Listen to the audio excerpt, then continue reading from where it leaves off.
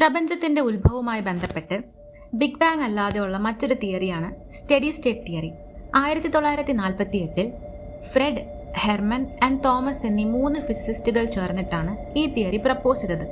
Big ബാങ്ങിൽ ഒരു സിംഗുലാരിറ്റിയിൽ നിന്നാണ് പ്രപഞ്ചം ഉണ്ടായത് എന്ന് പറയുമ്പോൾ, ഈ സ്റ്റഡി സ്റ്റേറ്റ് തിയറിയിൽ പ്രപഞ്ചം ഒരു ആരംഭമൊന്നുമില്ലാതെ എപ്പോഴും എക്സിസ്റ്റ് ചെയ്തിരുന്നു, ഇനിയും ഇതുപോലെ എക്സിസ്റ്റ് ചെയ്യൂ എന്നാണ് പറയപ്പെടുന്നത്.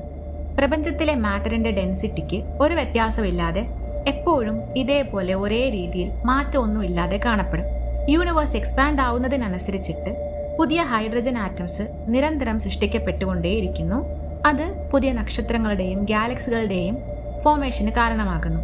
അങ്ങനെ ഇത് കണ്ടിന്യൂ ചെയ്ത് ഒരിക്കലും യൂണിവേഴ്സിന് ഒരവസാനമില്ലാതെ നിൽക്കും.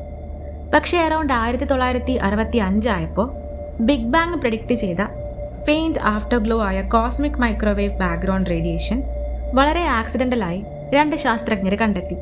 സ്റ്റഡി സ്റ്റേറ്റ് തിയറിക്ക് ഈ റേഡിയേഷൻ എവിടുന്ന് വന്നിരിക്കാം എന്ന് എക്സ്പ്ലെയിൻ ചെയ്യാൻ പറ്റിയില്ല.